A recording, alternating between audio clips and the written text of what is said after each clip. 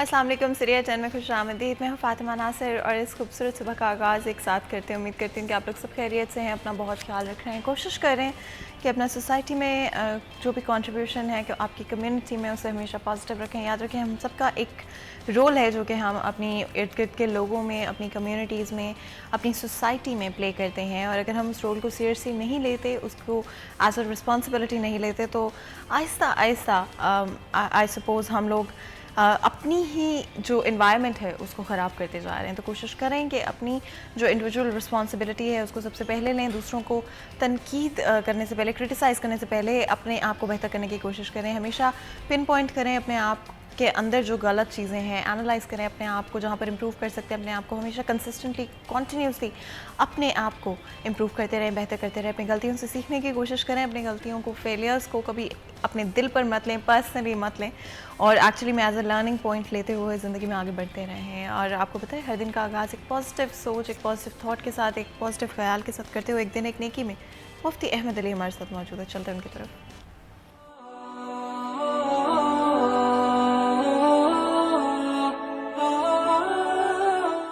नहमदुहु व नुसल्ली अला रसूलिहिल करीम अम्मा बाद फ़अऊज़ु बिल्लाहि मिनश शैतानिर रजीम बिस्मिल्लाहिर रहमानिर रहीम या अय्युहल्लज़ीना आमनू क़ू अनफुसकुम व अहलीकुम नारा सदक़ल्लाहुल अज़ीम। आज का मेरा पैगाम वालिदैन के नाम, अपने बच्चों पर तवज्जो दें, अपने बच्चों पे तवज्जो दें। ये हमारी नस्ल मोबाइल के इस्तेमाल की वजह से तबाह हो चुकी है, तबाह हो चुकी है। पहले तो माँ बाप तवज्जो दिया करते थे अपने बच्चों पे।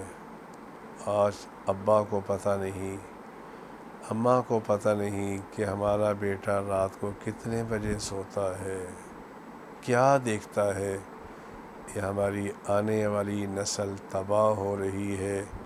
माँ बाप की ज़िम्मेदारी सिर्फ़ उनको खाना खिलाना नहीं है, इनकी ज़िम्मेदारी जहन्नम की आग से बचाना भी इन माँ बाप की ज़िम्मेदारी है।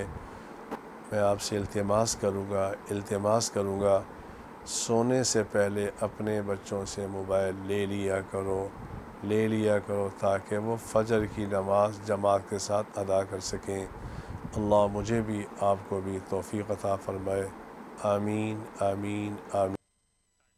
इसी पैगाम के साथ, इसी सोच के साथ आज के दिन का आगाज़ करते हैं। हमेशा दिन के सुबह में जो आपके ख़यालात, थॉट्स होते हैं वही आपके दिन में ट्रांसलेट होते हुए नज़र आते हैं। जब आज की हमारी पहली टॉप स्टोरी, डॉलर की ऊंची परवाज़ जारी, रुपए की बेकदरी का सिलसिला ना थम सका।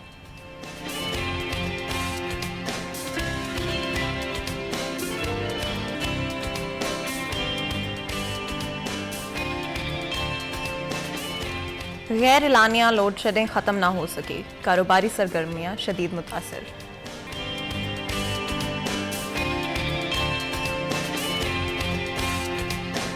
फैसलाबाद की बेशतर सड़कें टूट फूट का शिकार, शहरियों को मुश्किलात का सामना।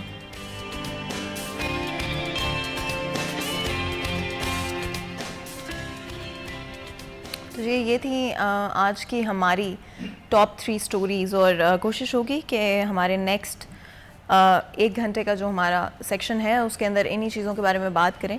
हमारे साथ बहुत ही ख़ास मेहमान आज स्टूडियो में मौजूद हैं। अब्दुर्रहमान हमारे साथ हैं, हमारे सीनियर रिपोर्टर हैं। अब्दुर्रहमान, आपको वेलकम करते हैं शो में। बहुत बहुत शुक्रिया आज हमारे शो के लिए वक्त निकालने के लिए। अब्दुर्रहमान, जिस तरह से आपने सुना, डॉलर की प्राइसेस कहीं पर भी रुकती हुई नज़र नहीं आ रही। मल्टीपल टाइम्स पिछले ही कुछ महीनों में हम लोगों ने एक्सपीरियंस किया है, डॉलर को फ्री फॉल होते हुए देखा है, जहाँ पर एक तरफ बहुत सारी चीज़ें एक साथ होती हुई नज़र आ रही हैं, वो चाहे हम पॉलिटिकल अरीना में बात करते हैं या हमारी इकॉनमी के हवाले से बात करते हैं। डॉलर की प्राइसेस इस वक्त जहाँ पर स्टैंड करती हैं, आगे चलते हुए क्या आपको कम होती हुई नज़र आती हैं या इसी तरह से सिलसिला जारी रहेगा? Thank you Fatima. देखिए, डॉलर की जो बढ़ती कीमतें या कम होती कीमतें, ये ओवरऑल जो इकानमी पर वो बुरी तरह से असरअंदाज होती है। हुकूमत की जानब से अक्सर इग्नोर किया जाता है, लेकिन इसका बड़ा इम्पैक्ट पड़ता है। देखें, पेट्रोलियम प्रोडक्ट्स सबसे अहम जो आइटम होती है किसी भी मुल्क के लिए, और पाकिस्तान के लिए स्पेशली ये है क्योंकि पिछले कुछ बरसों में इसका जो बजट है वो डबल हो गया। पहले में 1-2 बरस पहले 7-8 बिलियन डॉलर इस पर लगते थे, अब 17 से 18 बिलियन डॉलर लग रहे हैं जंग की वजह से। रेट महंगा भी हुआ, नीचे भी आया, लेकिन फिर भी $90 के गिर्द घूम रहा है बैनुल अक़वामी मार्केट में, तो उसका इम्पैक्ट अल्टीमेटली पड़ रहा है। फिर जो पाम ऑयल की कीमतें बढ़ी हैं और फिर जो यहाँ पर पेट्रोलियम प्रोडक्ट्स बढ़ने की वजह से उसके जो असरात है वो अल्टीमेटली यहाँ पर ट्रैवलिंग पर पड़ते हैं, ट्रांसपोर्टेशन पर पड़ते हैं। तो वो तमाम चीज़ें महंगी हो गई हैं जो बाहर से किसी भी सूरत में आती थी, या यहाँ पर जो एग्रीकल्चर थी वो महंगी हो गई है। उसका वजह ये है कि यहाँ पर डीज़ल की कंजप्शन होती है, ट्रैक्टर चलता है, फिर रोटावीटर अगर चलाना हो, या इसी तरह से फिर थ्रेशर चलती है या ट्यूबवेल चलता है, तो तमाम चीज़ें जो किसी न किसी तरह से इम्पेक्ट करती हैं। फिर जो बिजली बनती है, ये पिछले साल जो खुश्क साली का दौर था सैलाब से पहले, तो उसमें डैम खाली हुए पड़े थे, तो तमाम फर्नेस ऑयल से बिजली बनाई गई। तो ये वो तमाम चीज़ें बताना मकसद है कि जिनमें डॉलर बराह रास्त इन्वॉल्व होता है। फिर जो मुल्की करेंसी है, कितने हमारे ज़र मुबादला के ज़खायर रह गए, ये तमाम चीज़ें जो है वो वेरी करती हैं। फिर हमने कोई भी चीज़ बाहर से मंगवानी है तो लेटर ऑफ़ क्रेडिट बैंक की जानिब से जारी किया जाता है कि ये हमारा क्लाइंट है, लेटर ऑफ़ क्रेडिट उसको दे दिया जाता है उस रेट के हिसाब से। तो अनफॉर्चुनेटली ये जो मार्च से सिलसिला शुरू हुआ है फ्लक्चुएट होने वाला, कोई 170 के करीब डॉलर था मार्च 2022 में। ये कुछ ही माह में जो है वो 250 तक भी गया, फिर अब 236 तक है, 200 तक वापस भी आया। लेकिन इसमें हम देखते हैं कि कहीं पर कोई भी इस्तेहकाम नहीं है। जो बिज़नेसमैन है वो समझते हैं कि जब तक 3 से 4 माह तक डॉलर 10 से 15 रुपए के फ़र्क के साथ ना कायम रहेगा, तब तक उसको वो मुस्तहकम नहीं मानेंगे ना। मतलब 200 से 210 के दरमियान या 190 से 200 के दरमियान 2-3 माह निकालता है तो फिर उसको मुस्तहकम करेंसी माना जाएगा। अदरवाइज़ वो समझते हैं कि ये इसी तरह से रुपया डिवैल्यू हो रहा है, कभी नीचे कभी ऊपर, तो ये इस्तेहकाम नहीं होता ना। अच्छा अब्दुर्रहमान, जिस तरह से आपने अभी बात की डॉलर प्राइसेस की फ्लक्चुएशंस के हवाले से, क्या इसके पीछे कोई पर्टिकुलर रीज़न देखते हैं? मार्च से पहले अगर हम देखते हैं हमें डॉलर स्टेबल रिलेटिवली नज़र आ रहा था, स्पेशली अगर अभी से हम कंपैरिजन करते हैं, जो कि 7 महीने में ही चीज़ें बहुत ज़्यादा तब्दील हो गई हैं। 7 महीने भी नहीं होंगे, थोड़े कम ही होंगे एक्चुअली। क्या वजह आपके ख़्याल में इसके पीछे रही करें?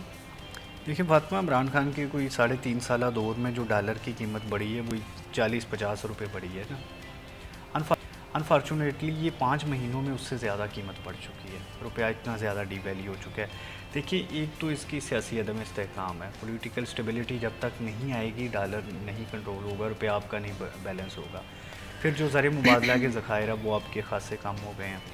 फिर जो आलमी मार्केट में बढ़ती हुई कीमतें पेट्रोलियम प्रोडक्ट्स की या पाम ऑयल की या दूसरी तमाम चीज़ों की, उसकी वजह से जो है वो खासे असरात मुरतब हो रहे हैं। फिर जो हमारी इकानमी बहुत छोटी है, जब इस पर इम्पेक्ट पड़ता है तो हर शुबे पर पड़ता है, तो इसकी तबाही निकल जाती है। फिर इसमें रही सही कसर अगर कोई बाकी रह गई थी वो सैलाब ने पूरी कर दी। कोई 30 अरब डॉलर का नुकसान हुआ है, तो कम से कम 10 बिलियन डॉलर तो हमें इमीडिएटली चाहिए ना उनको रेस्क्यू करने के लिए, उनको दोबारा से रीबिल्ड करने के लिए, जो कि हमारे पास नहीं है। ज़्यादा से ज़्यादा जो इमदाद मिली होगी वो 1-2 बिलियन डॉलर की मिलेगी या मिली है, उससे कुछ भी नहीं होने वाला ना। बहुत बड़ी इमदाद चाहिए, लेकिन अनफॉर्चुनेटली ना दुनिया हमारी इमदाद करने के लिए तैयार है, ना ही हुकूमत के पास इतने रिसोर्सेज हैं। फिर इसका ये असर निकलेगा कि यहाँ पर इन इलाकों में कारोबार तो तबाह हो गए, हमारी काटन सारी की सारी तबाह हो गई। कोई 45% के करीब काटन तबाह हुई है, गंदम तबाह हुई है, जो सीड रखा हुआ था वो तबाह हुआ है। तो ये सारी चीज़ें हमें बाहर से मंगवानी पड़ेगी, इसका रुपये पर और असर पड़ेगा। अभी गंदम बाहर से मंगवानी पड़ेगी वरना 4,000 रुपये मन हो जाएगी, और अभी 3700-3800 रुपये मन हो रही है। तो फिर जो महंगाई की लहर है वो पहली बदतरीन लहर है। जो इंडस्ट्री वो पहले ही तबाह हो चुकी है, टेक्सटाइल की ऐसी तैसी फिर चुकी है, पावर लूम्स वाले एहतजाज कर रहे हैं, आम शहरी एहतजाज कर रहे हैं। फ्यूल प्राइस एडजस्टमेंट ने उनका जो कड़ाका निकाल दिया है, जो टैक्सेस लगाए गए हैं, ताजर एहतजाज कर रहे हैं, FBR उन्हें टैक्स नट में लाने की कोशिश कर रहा है। तो यहाँ पर ये मजमूई तौर पर जो 1 साल मुस्लिम लीग नून की हुकूमत का बचा है, जो इन्होंने अदम इत्मीनान के बाद आए हैं और अगले अगस्त तक जाएंगे, ये बदतरीन साल होगा। महंगाई के हवाले से ग्रोथ रेट ये 2 के करीब चली गई है, बिल्कुल ही काम रुक चुका है। मार्केटें खाली पड़ी हुई हैं, कोई काम नहीं चल रहा है, इंडस्ट्री सारी की सारी तबाह हुई पड़ी है। हमने इंपोर्ट पर इतना ज़्यादा टैक्स लगा दिया है, इसके बावजूद LCs ओपन नहीं हो रही, इसके बावजूद जो इंडस्ट्रियलिस्ट या दूसरे लोग बाहर से इंपोर्ट करवाते हैं उनके कंटेनर्स फंसे हुए हैं। अच्छा अब्दुर्रहमान, क्या आपको लगता है कि हुकूमत की तरफ से, स्पेशली इस गवर्नमेंट की अगर हम बात करते हैं, पॉलिसी मेकिंग में बहुत सारे इश्यूज रहे? ये फातिमा आपकी बात ठीक है, हुकूमत आई नहीं थी इस काम के लिए ना, इनका तो प्लान था कि ये आएंगे अदम इत्मीद के बाद कामयाब होकर अपने कुछ केसेस ख़त्म करेंगे और इलेक्शन में चले जाएंगे। बदकिस्मती इनकी ये रही कि मुल्क तकरीबन जो है वो दिवालिया होने के करीब था, बैंकरप्सी के करीब था, हमारे ज़र मुबादला के ज़खायर बहुत थोड़े रह गए थे और चंद महीने निकालने की भी सकत बाकी नहीं थी। अगर ये आते साथ ही पेट्रोलियम मसनूआत की कीमतें ना बढ़ाते, बिजली की कीमतें ना बढ़ाते तो मुल्क चलना दुश्वार हो गया था। मुश्किल फ़ैसले लिए और अब ये वो कंबल को छोड़ना चाहते हैं तो ये कंबल इन्हें नहीं छोड़ रहा है ना, ये मसला इनके लिए बना हुआ है कि अब इनके लिए इलेक्शन लड़ना तो वो बहुत दुश्वार हो चला है और 1 साल निकालना ही बड़ा मुश्किल हो चला है। पॉलिसीज़ इन्होंने नहीं बनाई थी कि हमने इतना लंबा टाइम गुजारना होगा और इतने बदतरीन सिनेरियो में गुजारना होगा कि जब इन्हें जो है वो IMF की तमाम शराइत भी पूरी करनी होंगी, लोकली जिनको हम कर्ज़े कहते हैं वो भी अदा करने होंगे, वरना जो बदतरीन लोड शेडिंग हो रही है और उसके बाद इतने बड़े बड़े बिल आ रहे हैं, ह्यूज बिल, ये लोगों की बस में नहीं रहा कि अब कैसे पे करें। 3 गुना ज़्यादा बिल इंडस्ट्री को आ रहे हैं, तो ये बड़ा मसला है। पॉलिसी इन्होंने कोई नहीं बनाई थी, ये सारी यही थी कि IMF पैसे देगा, दोस्त ममालिक पैसे देंगे, हम अपना कर्ज उतारेंगे और 1 साल सुकून से चलेंगे। दोस्त ममालिक ने पैसे देने से इनकार कर दिया, सिर्फ IMF से, वो भी इतने महीनों के बाद जाके $1 अरब मिला था। वो उसके बाद अब फिर वही बात है कि रुपये पे प्रेशर आना शुरू हो गया, कहीं से कोई सुनवाई नहीं हो रही। 1 साल में कम से कम 30 से 35 बिलियन डॉलर हमें चाहिए, फिर जाके जो है वो 1 साल निकाला जा सकता है। अच्छा, इन द पास्ट अब्दुर्रहमान क्या इसी तरह से रहा है लोन्स के हवाले से, क्या इतना ही मुश्किल रहा है? देखिए फातिमा, पाकिस्तान में हमेशा ये होता था कि कोई ना कोई अमेरिका से इमदाद आ जाती थी, कभी किसी जंग में घुस गए तो पैसे आ जाते थे। ये अब पिछले कुछ सालों से ये रहा है कि हमें अब तमाम इमदाद आना बंद हो गई हैं, पाकिस्तान को अपने रिसोर्स पर जीना पड़ रहा है। तो यही मुश्किल हुआ पड़ा है कि जो इंपोर्ट और एक्सपोर्ट का जो गैप है ना, वो इतना बढ़ चुका है कि इमरान खान के आखिरी दौर में ये कोई $45 अरब के करीब ट्रेड डेफिसिट रहा है हमारा। तो ये इतना ज़्यादा बढ़ चुका है कि इसको पूरा करना हमें कहीं से भी दिखाई नहीं देता। अगर एक्सपोर्ट बढ़ाते हैं तो उन्हें रिलीफ देना पड़ता है, अगर इंपोर्ट कम करते हैं तो यहाँ पर ग्रोथ रेट रुक जाती है। वो जो गैप है हमारा 30-35 अरब डॉलर का, वो हमें कहीं से नहीं पूरा हो रहा। वो पूरा होने की कोई उम्मीद पैदा होती है तो जो कर्ज़े लिए हुए हैं माजी के, जो 130-35 अरब डॉलर तक पहुँचे हुए हैं, उनकी कोई ना कोई इंस्टॉलमेंट देनी पड़ती है। वो हम रीशेड्यूल करवा लेते हैं कहीं से, या फिर कहीं से पकड़ के कहीं दे देते हैं। तो ये बुरा हाल हुआ पड़ा है ना कि जो पैसे देने वाले ज़्यादा हैं, जो किसी से लेने हैं या जो अमदाद मिलनी है या लोन मिलना वो कम है। और सबसे बड़ा मसला ये है कि लोकल सतह पर जो हमारा कारोबार है वो रुक चुका है। अगर तो पैसे आ रहे हैं और यहाँ पर काम चल रहा हो, टैक्सेशन इकट्ठी हो रहा हो, फिर तो गुजारा चलता है। लेकिन बदकिस्मती ये है कि अब कुछ भी नहीं हो रहा, टैक्सेशन भी नहीं हो रही, काम भी बंद हो चुका है और हमें बाहर से कहीं से भी पैसे नहीं मिल रहे, जिसकी वजह से रुपये पर भी दबाव आ रहा है और महंगाई ने जो हमारी कसर है वो भी निकाल दी। अच्छा, बिकॉज़ मेरी कोशिश रहती है कि ना सिर्फ हम प्रॉब्लम्स को डिस्कस करें बट ऑल्सो कि व्हाट्स द वे फॉरवर्ड, अब क्या करना चाहिए, अब किस तरह से ये solve तो करना चाहिए? इन्हें अप्रैल मई में इलेक्शन में चले जाना चाहिए था। जो नई हुकूमत आती वो टका के टैक्सेस लगाती। अभी ये कुछ टैक्सेस नहीं लगा रहे, कुछ डर के मारे रिलीफ देना पड़ रहा है। देखें, बिजली जितने रुपए में ली जा रही है उतने में दें, फ्यूल प्राइसेस जितने में ली जा रही हैं उतने में दें।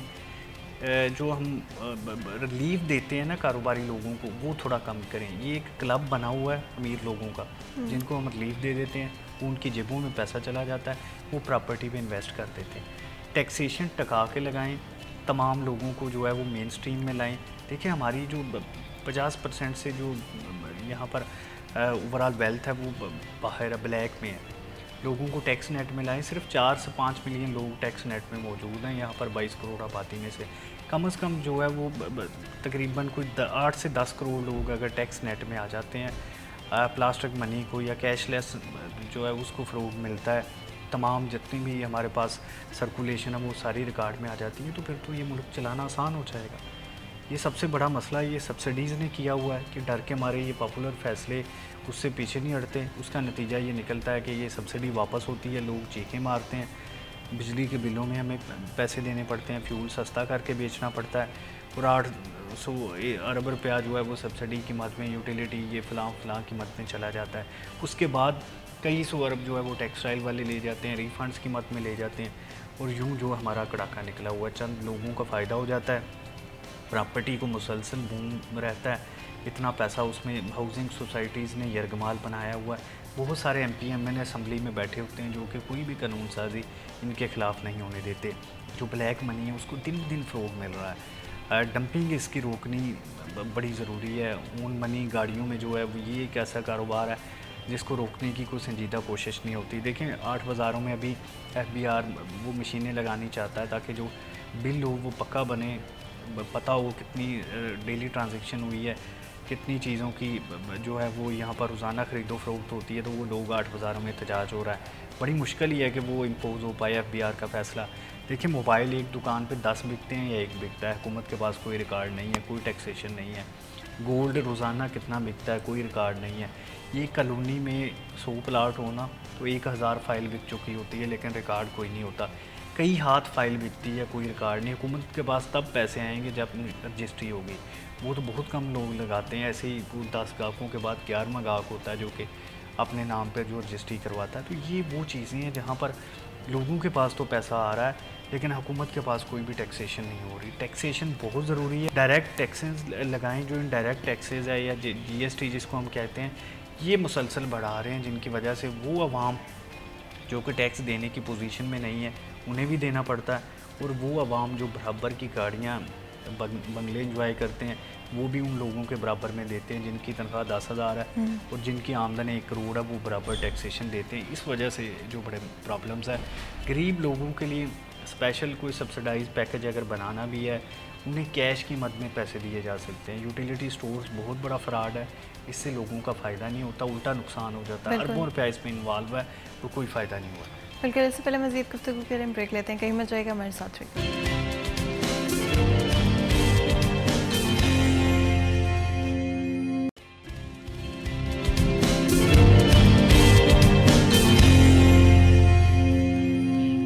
Welcome back. सीरियस एंड में एक दफ़ा फिर आपको खुशामदीद कहते हैं। ब्रेक में जाने से पहले गुफ्तगू जारी थी, बात कर रहे थे किस तरह से डॉलर प्राइसेस कॉन्टीन्यूसली फ्लक्चुएट होती हुई नज़र आती हैं। आगे चलते हुए क्या सूरत हाल होंगे और करंटली क्या इम्पैक्ट है ओवरऑल इंडस्ट्री के ऊपर, शहरियों के ऊपर, और किस तरह से आगे चलते हुए चीज़ें तब्दील होंगी।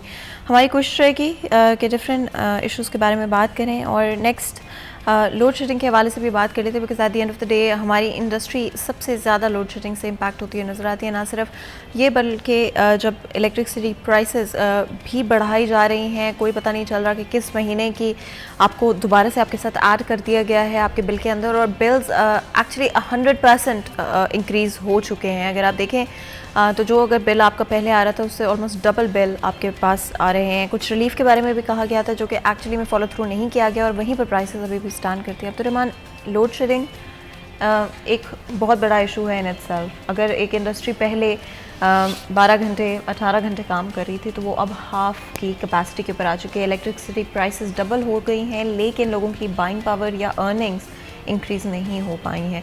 इन सूरत हाल में क्या हमारी इंडस्ट्री लॉन्ग टर्म सर्वाइव कर पाएगी?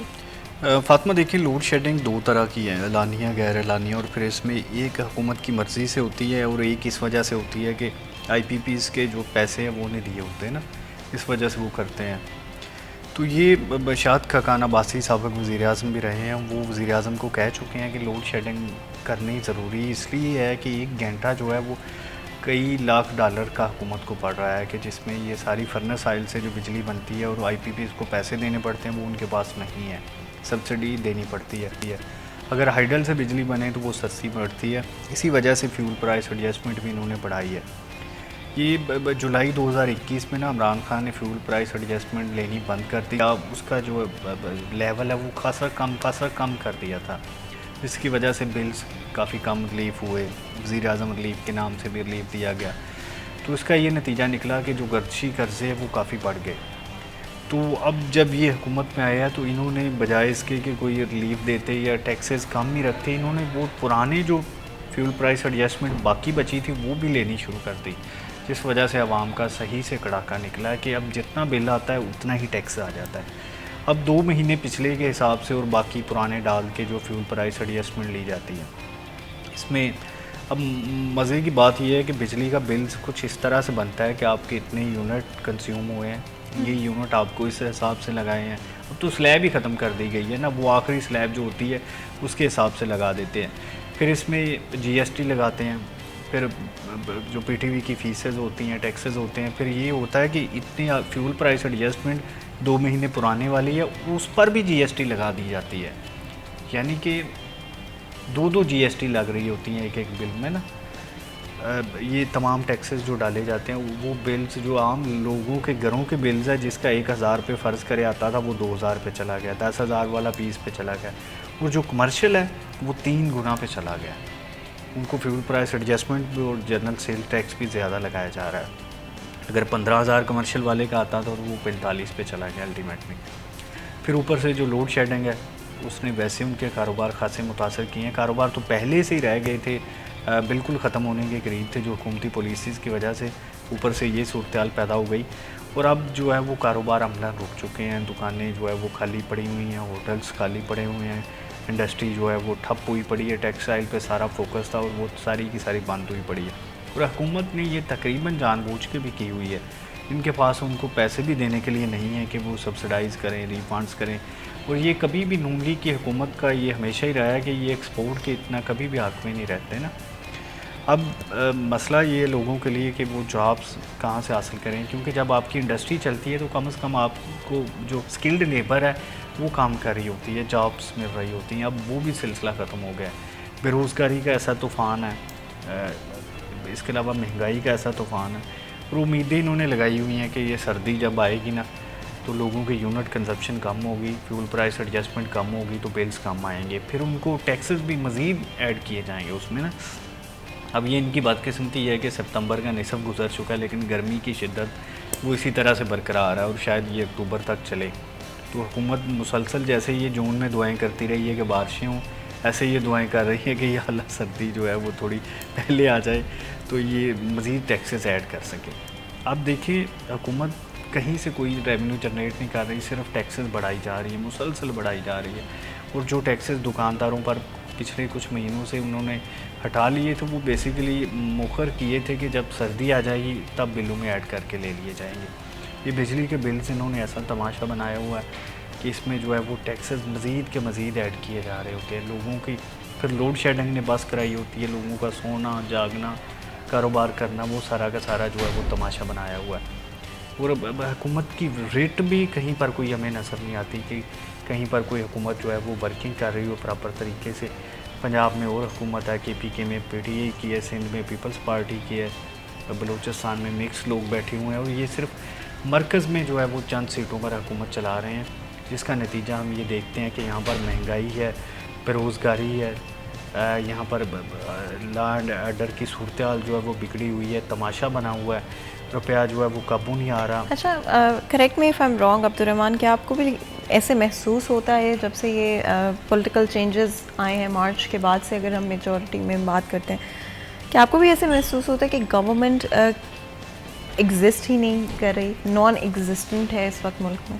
बिल्कुल, ये आपकी बात ठीक है। जो चीफ़ एग्जेक्टिव होता है ना, उसकी ये देखिए पावर्स बेसिकली वो अफराद की तो नहीं होती ना, वो उस डिपार्टमेंट की, अदारे की होती है, उसको एक्सरसाइज करना होता, फिर वो पावर मानी जाती है।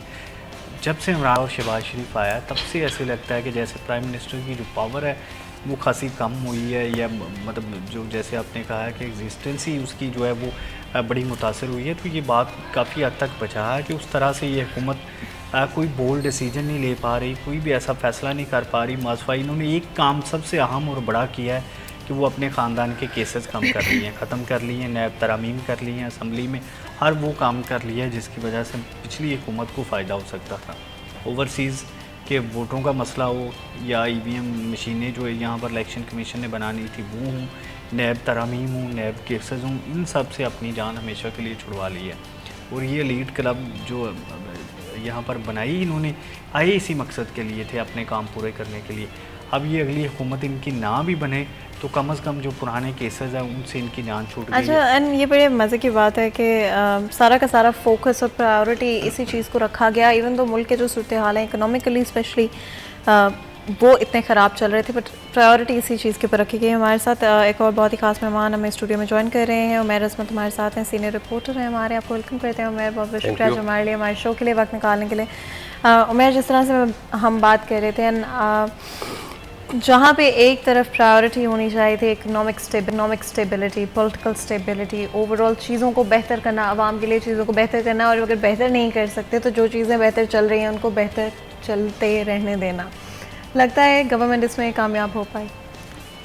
अगर फ़िलहाल मौजूदा हालात को हम देखें तो सिनेरियो में अगर बात करें तो फैक्ट्स एंड फिगर्स पे बात करें तो कोई बड़ा ब्रेक थ्रू होता हमें या मुझे कम से कम दिखाई नहीं देता, क्योंकि वो इकानमी की जो स्टेबिलिटी है मेरे ख्याल से हुकूमत उस पर उस तरह से काम या कर नहीं पा रही या करना नहीं चाह रही। आप देखें कि जिस मुल्क की इकानमी जो है वो मुकामी तौर पे एक्सपोर्ट्स या बरामदात में इजाफे के या दीगर इक़दामात के साथ बेहतर करने की बजाय जहाँ पे बैरून मुल्क ममालिक से या दुनिया के दीगर आलमी मालियाती इदारों से सख्त शराइत पे कर्ज़े मिलने को कामयाबी करार दिया जाए तो आप वहाँ पे अंदाज़ा लगाना कुछ मुश्किल नहीं है कि फिर वहाँ के जो हुक्मरान हैं उनकी मुआशी पॉलिसियाँ क्या हैं या मुल्क को किस साइड पे लेके जाना चाहते हैं।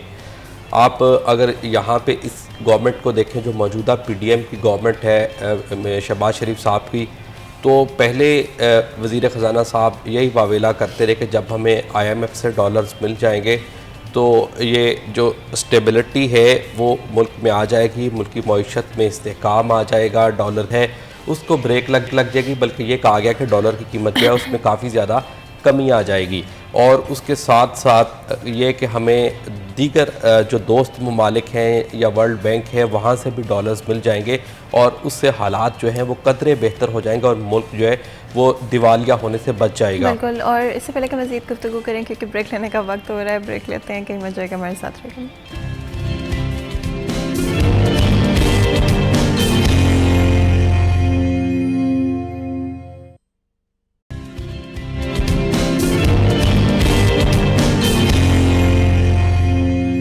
बैक सीरियल चैनल में एक दफ़ा फिर आपको खुशामदीद कहते हैं। ब्रेक में जाने से पहले गुफ्तगू जारी थी। आगे चलते हुए ये भी बात करने की कोशिश करेंगे कि फैसलाबाद शहर में डेवलपमेंट के हवाले से पिछले कुछ अरसे में कोई काम क्यों नहीं हो सका। अगर हम पिछले कुछ अरसे में देखें, 5 साल या 10 साल में देखें, स्पेशली फैसलाबाद शहर में कोई मेजर डेवलपमेंटल प्रोजेक्ट्स होते हुए नहीं नज़र आए, जहाँ पर कुछ ना कुछ होता रहता है ऑफ कोर्स, लेकिन क्या ये उसी लेवल पर है जितनी फैसलाबाद शहर की इस वक्त इम्पॉर्टेंस है ओवरऑल हमारी जीडीपी में जो कंट्रीब्यूशन है, जितनी इंडस्ट्री फैसलाबाद शहर में मौजूद है और जिस तरह से फैसलाबाद शहर की पॉपुलेशन एंड पॉपुलैरिटी ग्रो होती हुई नज़र आ रही है। डेफिनेटली कुछ प्रोजेक्ट्स यहाँ पर स्टार्ट करना इस वक्त बहुत ज़रूरी है, बट क्या हमारे पास फंडिंग मौजूद है? और अगर फंडिंग मौजूद नहीं भी है, क्या गवर्नमेंट लोकल लोगों के साथ, इंडस्ट्रियलिस्ट के साथ काम कर रही है, कोशिश कर रही है कि किसी भी तरह से चीज़ों को बेहतर किया जाए? अगर अब्दुर्रहमान हम देखते हैं करंट सिनारियो को, आपको लगता है कि चीज़ें स्पेशली फैसलाबाद शहर के डेवलपमेंट को लेकर किसी डायरेक्शन में जाएंगी इस गवर्नमेंट के दौरानिए में? देखिए फातिमा, अभी तो कोई उम्मीद ना इनसे रखी जाए ना, लेकिन जो पिछली हुकूमत है उसने भी काफ़ी चीज़ें इग्नोर की हैं। मतलब कि कश्मीर पुल अंडरपास पे सिर्फ काम हुआ है, कई मेगा प्रोजेक्ट्स हो सकते थे। देखिए पार्किंग प्लाजा इस शहर की बहुत अहम ज़रूरत है, उस पर काम होना चाहिए, बल्कि वो काफ़ी काम हो चुका है, उस पर फंड चाहिए तो उसके बाद जो है वो काफ़ी काम जो 8 बाज़ारों का हो जाएगा।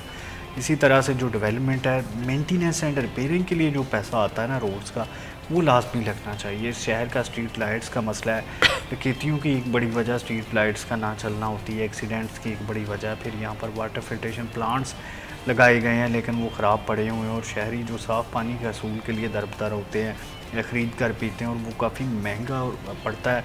इसके अलावा उसकी जो सफाई का या दूसरी चीज़ों का ख्याल है वो भी थोड़ा उसमें नाकस होता है, जो रेडियो पर आता है ना नीले कैंस पर। अगर वाटर फिल्ट्रेशन प्लांट जो मोहल्लों की सतह पर, यूसीज की सतह पर एक्टिव किए गए थे, वो हो जाएं तो काफ़ी बेहतरी आ सकती है। इसी तरह रोड्स पर सिर्फ पैच पर प्रॉपर तरीके से हो जाएं, लेकिन लारी अड्डा चाहें जहाँ से रोज़ाना सैकड़ों बसेस निकलती है, सड़क तबाह हुई पड़ी है। तो इस तरह से छोटे छोटे काम अगर हो जाएं, मेंटेनेंस एंड रिपेयरिंग का पैसा ही जो कई करोड़ रुपए होता है वही लगा दिया जाए तो कई चीज़ों की बेहतरी आ सकती है। लेकिन जो विजनरी हुकूमत नहीं है, डीसी टिक नहीं पाते, यहाँ पर ज़िला इंतज़ामिया में बंदे चेंज होते रहते हैं, कोई भी किसी को भी नहीं पता कि वो कितने महीनों के लिए या कितने सालों के लिए बैठा है। तो ये एक जो बेयकीनी की कैफियत है, ये ज़हर कातल होती है। और ये बदकिस्मती है कि ब्यूरोक्रेसी से लेकर हुकूमत में लेकर फाइनेंस में हर शोबे में बेयकीनी है। उसकी वजह से ठेकेदार भी कोई जो है प्रोजेक्ट वो पकड़ने के लिए तैयार नहीं है। ऊपर से ज़िमनी इंतखाबात आ गए हैं तो 16 अक्टूबर तक तो वैसे ही कोई काम नहीं हो सकता ना। पहले से जो ओहदेदार बनाए गए हैं वो हटाए जा रहे हैं, तबादले नहीं हो सकते, कोई भी फंड्स उनका ऐलान नहीं हो सकता।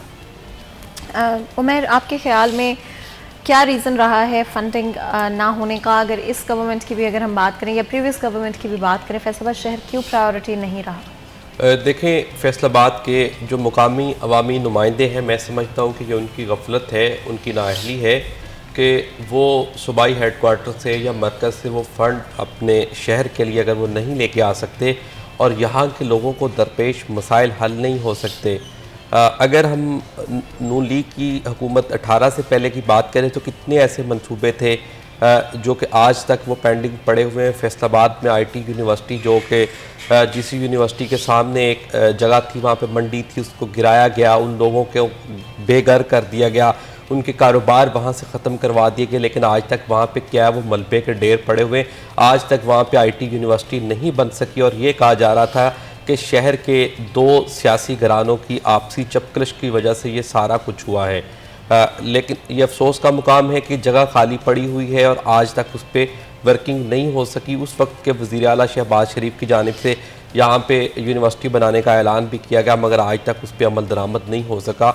इसी तरह उसके बाद 18 में पाकिस्तान तहरीक इंसाफ की हुकूमत बनती है तो आप देखें, बुज़दार साहब ने 2 बार फैसलाबाद के लिए 13 अरब रुपए का ऐलान किया, एक बार 6 अरब रुपए का ऐलान किया गया, लेकिन वो फ़ंड्स कहाँ हैं? किसी को नहीं पता कि वो फ़ंड्स कहाँ हैं। इमरान खान साहब फैसलाबाद के दौरे पे आते हैं, वो भी ऐलान करते हैं। जब बुज़दार साहब ने ऐलान किया तो वो सारे फ़ंड्स हमें नहीं नज़र आ रहा कि कौन सी सड़कें बनी हैं फैसलाबाद में, क्योंकि गवर्नमेंट की जानिब से वो फ़ंड्स जारी नहीं किए गए। PTI गवर्नमेंट की जानिब से जो उस वक्त की थी वो नहीं जारी किए गए। उसके बाद फिर हमजा शहबाज शरीफ साहब वज़ीर आला पंजाब बनते हैं, चंद दिन के वो वज़ीर आला बनते हैं, तब भी कुछ नहीं हो पाता। अब एक बार फिर पाकिस्तान तहरीक इंसाफ की पंजाब में हुकूमत है, लेकिन हमें कोई बड़ा प्रोजेक्ट जो है वो बनता हुआ दिखाई नहीं दे रहा। आप देखें फैसलाबाद के कितने रोड्स हैं वो टूट फूट का शिकार है। फैसलाबाद से चन्योट रोड है, सिंगल रोड है, बहुत ज़्यादा ट्रैफिक है, सारा टूट फूट का शिकार है। कितने हादसात रोज़ाना, कीमती जानें ज़ाया हो रही हैं, मगर किसी को कोई फ़िक्र नहीं है। यहाँ पे मैं समझता हूँ कि इस वक्त की जो मौजूदा बड़ी सियासी जमातों के अरकान हैं वो सिर्फ़ और सिर्फ अपनी सियासत बचाने में और आइंदा इलेक्शन के लिए अपना सिर्फ और सिर्फ सियासत बनाने में लगे हुए, अवामी मसाइल का किसी को अदराक नहीं है। लेकिन क्या सियासत बचाने के लिए इस वक्त फैसलाबाद शहर के जो वोटर्स हैं उनको अपनी तरफ करने के लिए क्या ये ज़रूरी नहीं कि फैसलाबाद कुछ दिया भी जाए, कुछ गिव बैक भी किया जाए? देखें, अवाम से या शहरियों से वोट हासिल करने का, वोटर से वोट हासिल करने का तकाजा तो यही है कि जवाब में वो लोग जिन्होंने आपको इज़्ज़त से नवाजा है, इक़्तिदार के ऐवानों तक पहुँचाया है, आप उन लोगों के मसाइल हल करें। आप फैसलाबाद में अच्छे तालीमी इदारे बनाएं, जितनी सड़कें टूट फूट का शिकार हैं उनको मुरम्मत की जाए या नए रोड्स तामीर किए जाएँ। इसी तरह अस्पतालों की सूरत हाल बेहतर की जाए। आप देखें फैसलाबाद में 2 बड़े हॉस्पिटल हैं, अलाइड और DHQ हॉस्पिटल, वहाँ पे पेशेंट्स का कितना रश रहता है और वहाँ से इलाज करवाना भी एक आम शहरी के लिए बहुत दिन ब दिन मुश्किल बनता चला जा रहा है, क्योंकि वो ओवरलोड हो चुके हैं। यहाँ पे नए हॉस्पिटल्स बनने की ज़रूरत है। चिल्ड्रन हॉस्पिटल्स के लिए फ़ंड्स उसकी तौसीक़ के लिए मिलना थे, वो आज तक नहीं मिल सके। हुकूमतों का यही कहना है कि जी उनके पास फ़ंड्स नहीं है। आप देखें, अगर ब्यूरोक्रेसी के लिए नई गाड़ियाँ ख़रीदनी हो, हुक्मरानों के पास फ़ंड्स हैं। मिनिस्टर्स के लिए गाड़ियाँ ख़रीदनी हो, लॉजिस की मुरम्मत करनी हो, वज़ीर आला हाउस पे पैसे लगने हों, वज़ीर आज़म हाउस की तज़ीन व आराइश होनी हो, उसके लिए फ़ंड्स हैं। मगर अवामी मंसूबों के लिए इन हुक्मरानों के पास फ़ंड्स नहीं हैं और उसके बायस आप देख लें, मुल्क का 3रा बड़ा शहर है। पाकिस्तान की जो टेक्सटाइल की एक्सपोर्ट है वो राउंड अबाउट 70% इस शहर से होती है, उसकी वो भी तबाही की तरफ जा रही है हुकूमती पॉलिसियों की वजह से। और उसके साथ साथ इस सनती शहर में बसने वाले लोगों की आप सूरत हाल देख लें कि यहाँ पे न पीने का साफ़ पानी है, गलियाँ सड़कें टूट फूट का शिकार हैं, मसाइल के अंबार लगे हुए हैं। अगर रैप अप करें अपने डिस्कशन को, हमारे पास कुछ ही मिनट बाकी हैं, क्या देखते हैं आगे चलते गवर्नमेंट का गेम प्लान होना चाहिए? और अगर यही गवर्नमेंट हमें कुछ अरसा और हमारे साथ रहती है, जितने भी कुछ महीने या जिस तरह से भी आगे चलते हुए चीज़ें नज़र आएंगी, किस तरह से फैसलाबाद शहर के वोटर को अपने साथ रखा जा सकता है? फातिमा देखिए, ये हुकूमत तो जब तक चलेगी तबाही है इस मुल्क की, मईशत की, इस मुल्क की सन्नत की, इस मुल्क की पब्लिक की, ये नहीं बेहतर कर सकती। क्या समझते हैं कि नया इलेक्शन हो, नए लोग आए, उनके पास नया मैंडेट हो, नए फैसले करें, उसके बाद बेहतरी आएगी। अभी इनके पास इलेक्शन ईयर है, इसमें कोई बहुत सख्त डिसीजन नहीं ले सकते, इसमें कुछ ऐसा नहीं कर सकते जिससे इनकी सियासत मुतासर हो, और इससे बच भी नहीं सकते क्योंकि मुल्क की जो बैंकरप्सी है वो हो जाएगा। इसके अलावा जो यहाँ पर अभी रुपया काबू नहीं आ रहा, तो ये अब इनके लिए दो धारी तलवार है कि एक तो इन्होंने अपना वोटर सपोर्टर बचाना और दूसरा जो इस मुल्क को बचाना और 1 साल किसी तरह से गुजारना, और अभी जो बड़ी अहम एक पोस्टिंग करनी है जिसके लिए ये सारा खड़ाक पाला गया। तो ये एक बड़ा इशू बना हुआ है इनके लिए कि किस तरह से ये चंद महीने गुजारने हैं। नया इलेक्शन अगर अभी हो जाता तो ये PMLN की सियासी मौत होगी, क्योंकि हमने ज़िमनी इंतखाबात में देखा है बदतरीन शिकस्तों का इनको सामना करना पड़ा पंजाब में। ये पंजाब में जो इनका एक तरह से इनकी जो रूट्स होती थी, डीप रूट्स, वो खो चुके हैं, वो पाकिस्तान तहरीक इंसाफ के कब्ज़े में है। फैसलाबाद शहर जो 18 सूरत बनी, 13 में इन्होंने स्वीप किया, 18 में लूज़ कर दिया, तो अब जो 23 में या भी इलेक्शन होगा उसमें मज़ीद लूज़ कर जाएंगे। तो अभी नया मैंडेट, चाहे वो कोई भी हुकूमत में आए, वही बोल्ड डिसीजन ले सकता है, और उन्हीं डिसीजन की वजह से जो सनत बेहतर होगी, उसी वजह से जो इकानमी बेहतर होगी, पब्लिक की सूरत बेहतर होगी। अदरवाइज़ जिस तरह से ये डंग टपाव हुकूमत की जा रही है कि जिसमें तमाम लोग भी शरीक हैं, देखें पंजाब में पाकिस्तान तहरीक इंसाफ है, सिंध में पीपल्स पार्टी है, ये मरकज़ में नून लीग है, तमाम मिक्स अचार बना हुआ है, सारे लोग हुकूमत में भी बैठे हुए हैं और एट टाइम सारे लोग अपोजिशन में भी बैठे हुए हैं। पंजाब में नून लीग की अपोजिशन है, मतलब ये अजीब तमाशा बना हुआ है। मरकज़ में इमरान खान असम्बली में नहीं है, रोज़ाना जलसा किए जा रहे हैं, कॉल्स भी दिए जा रहे हैं। तो ये इस सूरत हाल में मुल्क जो है वो इससे बदतरीन तो हो सकता है, बेहतरीन नहीं हो सकता। बिल्कुल, आपका बहुत बहुत शुक्रिया आप दोनों का आज हमारे शो के लिए वक्त निकालने के लिए। यहाँ पे बिल्कुल छोटा सा ब्रेक लेते हैं, कहीं में जाएगा हमारे साथ रहिए।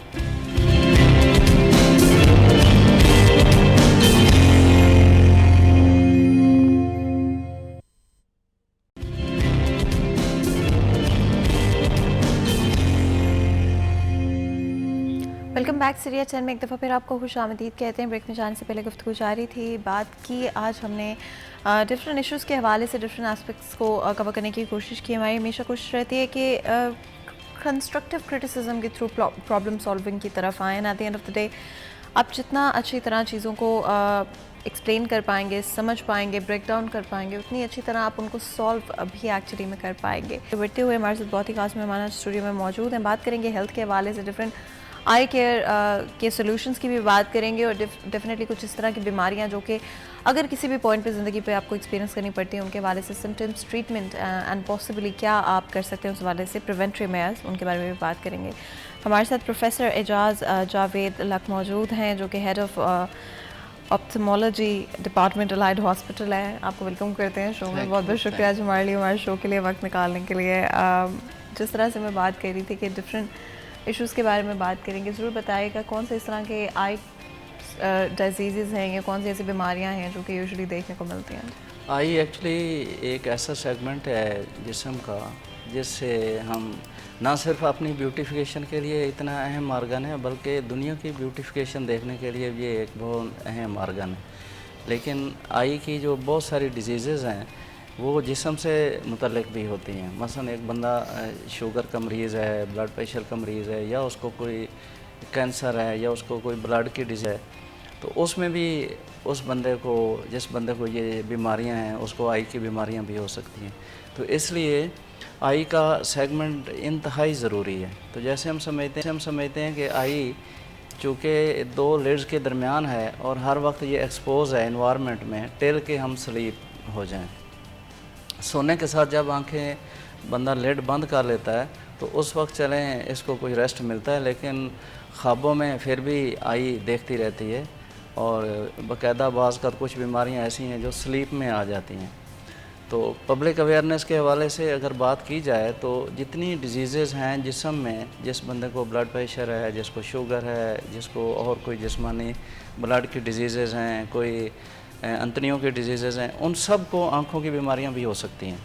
लेकिन हमने देखा कि पब्लिक में बहुत ज़्यादा जो पेशेंट आते हैं वो आते हैं सफ़ेद मोतिया के, काले मोतिया के, ट्राकोमा के। ट्राकोमा एक ऐसी बीमारी है जो पाकिस्तान में बहुत कॉमन है और वो हमारी पोल्यूशन और हमारी जो गंदगी है, जो हमारी बैड हाइजीनिक सिचुएशन है, उसमें ज़्यादा क्या एक नेचुरल आपको लगता है डिफरेंस भी आता है जो कि एज के साथ कुछ लोगों को ग्लासेस लग जाती हैं? जी जी, एज के साथ जो ग्लासेस लगती हैं ना, उसको हम समझते हैं कि ये एज रिलेटेड एक चेंज है, ये बीमारी नहीं है। फ़र्ज़ करें एक बंदा नॉर्मली अपनी ज़िंदगी में गुजार रहा है टाइम और वो 40 साल से ऊपर का हो जाता है, तो उसको सिग्नेचर के लिए या SMS पढ़ने के लिए या व्हाट्सएप या कोई चीज़ें देखने के लिए उसको एक ऐनक लग जाती है। तो वो ऐनक उसकी सिर्फ पढ़ने के लिए या सिग्नेचर के लिए, और उस ऐनक ने हर साल नंबर उसका बढ़ना है, 41 में और होगा, 45 में और होगा, 50 में और होगा। तो जो नज़र ऐनक से करेक्ट हो सकती है उसको हम समझते हैं कि ये एक फिजियोलॉजिकल चेंज है। जैसे सूरज तलू होता है और ग़रूब होता है रोज़ाना के बेस पे, तो ये फिजियोलॉजिकल चेंज एज के साथ आती रहती है। हाँ, अलबत्ता कोई ऐसी बीमारी आ गई है कि जो एज के साथ बढ़ रही है और उसको ग्लासेस भी करेक्ट नहीं कर रहे हैं, तो फिर हम समझते हैं कि ये एक बीमारी हो गई है। लेकिन change of glasses with advancing as not a disease, ये डिज़ीज़ नहीं है। ये आपने ग्लासेस चेंज किए और पेशेंट को नज़र आना शुरू हो गया तो इसको हम बीमारी नहीं समझते। बीमारी उस वक्त समझते हैं कि हमने पूरे ग्लासेस ट्राई कर लिए कि हमारे टेबल पे को 200, 300, 400 लेंसेज पड़े होते हैं, हमने सारे के सारे ट्राई कर लिए और पेशेंट कहता है ना मैं पढ़ सकता हूँ ना मैं उधर देख सकता हूँ, तो इसका मतलब है उसको कोई बीमारी हो गई है। जिस तरह से आपने बताया डिफरेंट इश्यूज़ के बारे में, क्या प्री कोविड पोस्ट कोविड जी भी आपको लगता है कि बहुत सारे लोगों की आई साइट पर इम्पैक्ट पड़ा? यस, असल में कोविड जो है ये एक, मैं समझता हूँ कि मल्टी फैक्टोरियल फैक्टर है, ये एक सिंड्रोम है। क्योंकि जो पेशेंट कोविड का होता है उसको अगर उसको लंग्स डिजीज़ हो गई है, उसको एस्पिरेशन का मसला हो गया, उसको फ्लू हो गया है, तो एक तो वो अपने आप को आइसोलेट करता है बाकी इंडिविजुअल से। तो जब वो आइसोलेशन में जाता है, कुछ प्रॉब्लम उसको आइसोलेशन में आएगी हो सकते हैं, जो उसके ऑलरेडी कुछ चल रहे थे वो एग्जैजरेट हो सकते हैं, वो बढ़ सकते हैं। लेकिन हमने देखा है कि कोविड से डायरेक्टली कंजक्टिवाइटिस और बाज़ का रेटिना की पूरी दुनिया में कुछ स्टडीज़ हुई हैं, वो चंद एक केसेस हुए हैं जिसमें पर्दे के भी कुछ प्रॉब्लम्स आए हैं, और जो बहर वाली झिल्ली है जिसको हम कंजक्टिवाइटिस कहते हैं या कंजक्टिवा की इन्फ्लेमेशन कहते हैं, वो केसेस भी आए हैं। तो इसलिए कोविड को ऑल टुगेदर उसको हमने, अगर लंग्स तक ही हमने उसको फिक्स करना है तो ये फिक्स नहीं है लंग्स तक, इसमें आई में भी कुछ प्रॉब्लम्स हुए हैं और दुनिया में स्टडीज़ हुई हैं, आई पे भी इसके इफेक्ट्स आए हैं जी। इसके अलावा अगर हम देखते हैं ब्लड प्रेशर या डायबिटीज़, आपने खुद भी बात की, क्या इसकी वजह से भी हेडेक्स एंड बहुत ज़्यादा ब्लड प्रेशर और हाइपरटेंशन के पेशेंट को बहुत ज़्यादा प्रॉब्लम्स है। बाज़ का पेशेंट आता है, वो कहता है जी मेरी राइट या लेफ़्ट आई में नज़र नहीं आ रहा, तो जब हम उसको पूरा देखते हैं, हम देखते हैं कि इसके पर्दे में या इसके नूर के पानी में ब्लड आ गया है और जिसकी वजह से इसको नज़र नहीं आ रहा, तो हम उससे पूछते हैं कि आपको शुगर है, तो patient is unaware of that, patient को पता नहीं है और अंदर ही अंदर से उसको प्रॉब्लम हो रही है। तो जब हम उसको इन्वेस्टिगेट करते हैं, उसका ब्लड शुगर लेवल करवाते हैं, तो वो डेफिनेटली रेज होता है। तो इसलिए इग्नोरेंस में बाज़ का पेशेंट को पता नहीं होता और हम आई से उसके प्रॉब्लम ढूंढ लेते हैं, हम उससे पूछते हैं हाइपरटेंशन है, ब्लड प्रेशर है, और उसको हम चेक करवाते हैं तो वो निकल आता है। तो इसलिए मैं कहता हूँ कि आई जो है ये एक बॉडी की विंडो है, इसके अंदर हम झांक के बेशुमार चीज़ों को नोट कर लेते हैं। हम ब्लड की कुछ डिजीज़ को नोट कर लेते हैं, इवन कुछ जो ब्रेन के ट्यूमर्स हैं उनको हम CT स्कैन MRI से पहले हमें शक पड़ जाता है आई को देखने के बाद। इसी तरह ब्लड के कुछ डिजीज़ हैं, कैंसर है, हम आई को देखने के बाद हमें आइडिया हो जाता है कि इसका ब्लड टेस्ट कराएं, इसको ब्लड कैंसर है। इसी तरह हाइपरटेंशन, पेशेंट को नहीं पता है, हमें पता चल जाता है कि इसको हाइपरटेंशन है। किडनी की डिजीज़ हैं, हम आई को देख के हमें आइडिया हो जाता है कि इसको किडनी की डिजीज़ है और डायबिटीज़ की डिजीज़ है। अगर पेशेंट को नहीं भी पता है इन चीज़ों का और उसने कुदरती तौर पे या उसने चेक नहीं कराया एज ए अनफॉर्चुनेट, तो हमें अंदाज़ा हो जाता है आई देखने से कि इसको मसला है। आप हमेशा कहते हैं कि prevention is better than cure. हाँ डेफिनेटली, ये तो हमेशा से ये एक ऐसा फ़िक्रा है कि साइंस इसको जुटला नहीं सकी आज तक, तो इसलिए आप प्रिवेंशन करें तो डेफिनेटली बेशुमार चीज़ों का क्या इलाज है। कहेंगे सबसे इम्पोर्टेंट क्या चीज़ें हैं जो कि आप प्रिवेंशन के लिए कर सकते मैं समझता हूँ कि एज ए होल हमें कम्युनिटी बेस्ड चीज़ें अवेयरनेस करनी चाहिए। एक तो मैं ये कहता हूँ कि बच्चे की जो बीमारियाँ हैं ना आई से रिलेटेड, वो स्टार्ट होते हैं फ्रॉम बर्थ टू डेथ। इस सारे एरा में कभी भी किसी जगह भी कुछ हो सकता है। बल्कि हमारे एक टीचर थे, वो कहते थे कि हमें पता हो कि बच्चे को कोई बीमारी हो रही है माँ के पेट के अंदर, तो हमें उस तक पहुँचना चाहिए, इतनी अवेयरनेस होनी चाहिए। तो इसीलिए अगर कोई मैटरनल डिजीज़ हैं और वो मदर जो है प्रेग्नेंट हो गई है, तो बेशुमार डिजीज़ जो मदर को हैं वो बच्चे को हो सकती हैं। तो इसलिए जब बच्चा पैदा होता है तो इमीडिएटली आई का एग्ज़ामिनेशन ज़रूरी है। गवर्नमेंट को ऐसे मैयर्स करने चाहिए कि आफ्टर डिलीवरी बच्चे का एग्ज़ामिनेशन मस्ट होना चाहिए। मैंने अपनी लाइफ में देखा कि बेशुमार बच्चे पैदाइश के साथ ही उनको सफ़ेद मोतिया होता है या काला मोतिया होता है। तो इसलिए किसी बीमारी को ये कहना कि ये 40 ईयर्स की बीमारी है, ये 30 ईयर्स की बीमारी है, 20 ईयर्स को लेबल करना मुश्किल है। पैदाइश से लेके किसी एज में भी कोई भी बीमारी आई की हो सकती है। आपने बात की न्यूबॉर्न बेबीज़ की, बट आई थिंक जब ख़वातीन प्रेगनेंसी के बाद, post pregnancy and also child birth के बाद कई दफ़ा देखा गया है कि उनकी आई साइट पर इम्पैक्ट होता है। क्या उसके पीछे रीज़न रहता है? असल में पेशेंट की जो बच्चा है ना, जो पैदा हो रहा है, जो इस दुनिया में आ रहा है, वो कहाँ से आ रहा है? वो आ रहा है एक फैमिली से और मदर और फादर की हिस्ट्री से। इसलिए बेशुमार प्रॉब्लम ऐसे हैं जो उसकी फैमिली हिस्ट्री है, मदर में है, फादर में है, और उसके डिसेंडेंट जो उसकी नस्ल में आ रही हैं, तो वो बच्चे में एक्सपेक्ट की जा सकती हैं।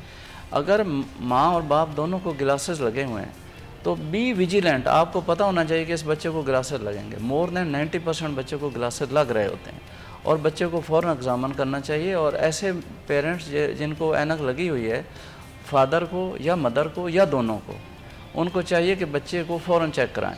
अगर ग्लासेस लगते हैं तो ये वेट नहीं करना कि हमने स्कूल गोइंग एज में ग्लासेस लगाने हैं, फ़ौरन ग्लासेस लगाने हैं। क्योंकि अगर आप ग्लासेस लगाएंगे तो उसकी आई हेल्दी होगी और उसका ब्रेन उस इमेज को परसीव करेगा। बिल्कुल, हमारे साथ एक कॉलर मौजूद है, बात कर लेते हैं फैसलाबाद शहर से। अस्सलाम वालेकुम जी। अस्सलाम वालेकुम, आवाज़ सुन पा रहे हैं मेरी? अस्सलाम वालेकुम सर। जी, कौन बात कर रहे हैं? जी जी जी, कौन बात कर रहे हैं? जी फरूक बोल रहा हूँ फैसलाबाद से। जी बताएं, कुछ पूछना चाहते हैं या कुछ शेयर करना चाहते हैं?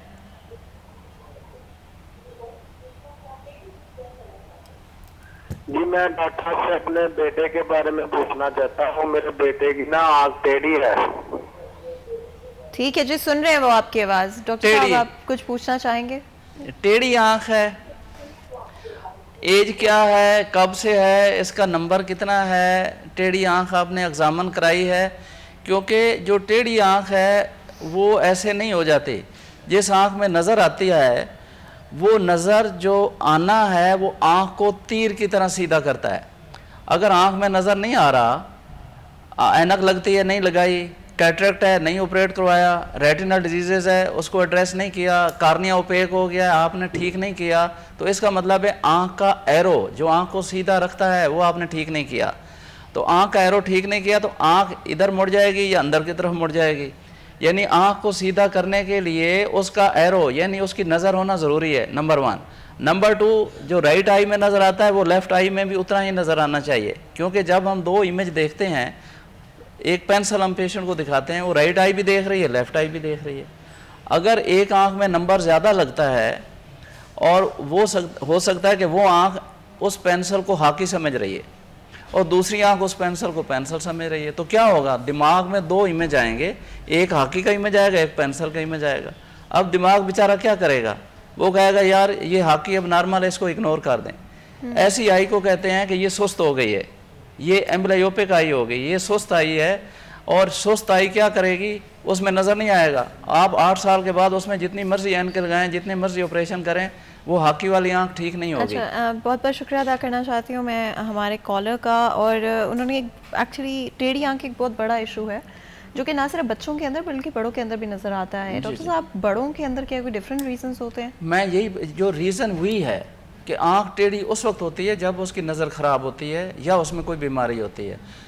एक आँख ऐसी होती है कि ऐनक शुरू में आँख अगर छोटा मोटा नंबर है, ऐनक लगाने से आँख सीधी होने का चांस 50% से ज़्यादा है। अगर ऐनक लगाने के साथ भी आँख सीधी नहीं हो रही और आपने उसका एग्जैक्ट नंबर लगा दिया है और उसके आँख में पूरा इमेज ऑब्जेक्ट का जा रहा है, तो इसका ठीक होने का बहुत अच्छा चांस है। और फिर भी आँख मुड़ रही है तो उसकी सर्जरी है। सर्जरी जिस वक्त आँख मुड़नी शुरू हो गई है और आपने ऐनक लगाई और आँख अपनी जगह पे नहीं आ रही, तो सर्जरी करवानी है। जो मर्जी एज है, जिस मर्जी एज का बंदा आया है, वो ऐनक से आँख करेक्ट हो रही है लेकिन इधर या इधर जा रही है, अंदर जा रही है, बाहर जा रही है, उस आँख की सर्जरी करवाएं तो आँख सीधी हो सकती है। लेकिन जितना जल्दी कराएंगे उतना अच्छा रिजल्ट मिलेगा। और हमारी आई में सबसे आसान ऑपरेशन हमें भेंगेपन का लगता है, सबसे आसान। पब्लिक में ये शायद मशहूर होगा कि ये एक मैं मैसेज देता होता हूँ भेंगेपन के हवाले से। आपने कई जगह सुना होगा कि ये गोली खा लें विटामिन की, ये सिरप पी लें, तो मैं हमेशा कहता हूँ नो गोली नो सिरप। आपने सिरप पिया, गोली खाई, मैदे में गई, सारे जिस्म में गई, उस गोली में कौन सा मिसाइल है कि वो आँख को सीधा कर देगा? अच्छा, क्या कोई सर्टेन एज है जब तक ट्रीटमेंट हो सकता है? मैं ये कह रहा हूँ कि जल्दी, जितना जल्दी ट्रीटमेंट स्टार्ट करें उतना जल्दी अच्छा है, क्योंकि आँख सुस्त नहीं होने पाएगी। 8 साल की एज में आँख की वियन जो है मैच्योर हो जाती है। 8 से पहले आपने अगर बच्चे को एड्रेस कर लिया है तो उसका 100% चांस है, ना आँख सुस्त होगी, दोनों आँखें, दोनों इमेज हॉकी और पेंसिल बराबर होंगे। आपने ऐनक लगा दी, जो भी कर लिया। उसके बाद अगर अल्टरनेट कर रही है ना भेंगापन, कभी इस आँख में कभी इस आँख में, इसका एक एडवांटेज है कुदरती तौर पे कि ये आँख भी कभी देख लेती है, ये आँख भी कभी देख लेती है। तो इसका मतलब है दोनों आइज़ अलाइव रहती हैं, दोनों आइज़ दिमाग को स्टिमुलस देती रहती हैं। दिमाग को उन्होंने एक्टिव रखा है दोनों आँखों ने, कभी इसने मुड़ जाना, कभी इसने मुड़ जाना। तो इसके मुड़ने का यानी इस चीज़ को हम कहते हैं अल्टरनेटिव भेंगापन है या अल्टरनेटिव स्क्विंट है या स्ट्रैबिस्मस है। बिल्कुल, हमारे साथ एक कॉलर मौजूद है, मुल्तान से बात करते हैं। अस्सलाम वालेकुम जी। वालेकुम सलाम जी, कैसे हैं मैंने आप? डॉक्टर साहब से पूछना जी, मैंने डॉक्टर बिल्कुल। साहब से पूछना था, मुझे ना 3 साल पहले मेडिसिन का रिएक्शन हुआ था, उसकी वजह से मेरी आंखें पहले तो उनमें इन्फेक्शन हो गया था, बंद हो गई थी। उसके बाद ट्रीटमेंट करवाया है। अब ये है 3 साल से ना मैं रोशनी में जाऊं तो आंखें बिल्कुल बंद हो जाती हैं, वैसे नजर भी ठीक आता है। बहुत इलाज करवाया मैंने अपनी आंखों का। जी बिल्कुल, बहुत बहुत शुक्रिया कॉल करने का। ये जो किसी ड्रग से रिएक्शन होता है उसमें उस डिजीज़ को हम कहते हैं स्टीवन जॉनसन सिंड्रोम हो गया। तो वो जितनी म्यूकस मेम्ब्रेन्स हैं बॉडी की, बाज़ का माउथ का भी मसला हो जाता है, आइज़ का भी मसला हो जाता है। तो आइज़ में जो अल्लाह ताला ने फैक्ट्री बनाई हुई है ना टीयर्स की, ये आँख को अलाइव रखते हैं। जिस तरह कार के वाइपर है ना, आप ड्राई इवेंट स्क्रीन पे वाइपर चलाएं तो क्या होगा, या वाइपर टूटेगा या स्क्रीन ख़राब होगी। इसी तरह ये आँख की जो स्क्रीन है, जो कार्निया है, इसको वेट रहना ज़रूरी है। और इसके लिए जो अल्लाह ने फैक्ट्री बनाई है टीयर्स की, उनकी टीयर्स की प्रोडक्शन आप समझे ना तो बंदा कहता है कि यार जिस बंदे ने इसको समझा था मुसलमान क्यों नहीं हुआ। कि इसमें लुब्रिकेंट्स भी हैं, इसमें इम्यूनोग्लोबुलिन्स भी हैं, इसमें बैक्टीरियोसिटिक भी हैं, बैक्टीरियोसिडल्स भी हैं। ऐसा महलूल है जो आँख को तर रखता है और कार्निया को हेल्दी रखता है। बिल्कुल, इससे पहले कि मज़ीद गुफ्तगू करें क्योंकि ब्रेक का वक्त हो रहा है, ब्रेक लेते हैं, कहीं मच जाएगा, हमारे साथ रहेगा।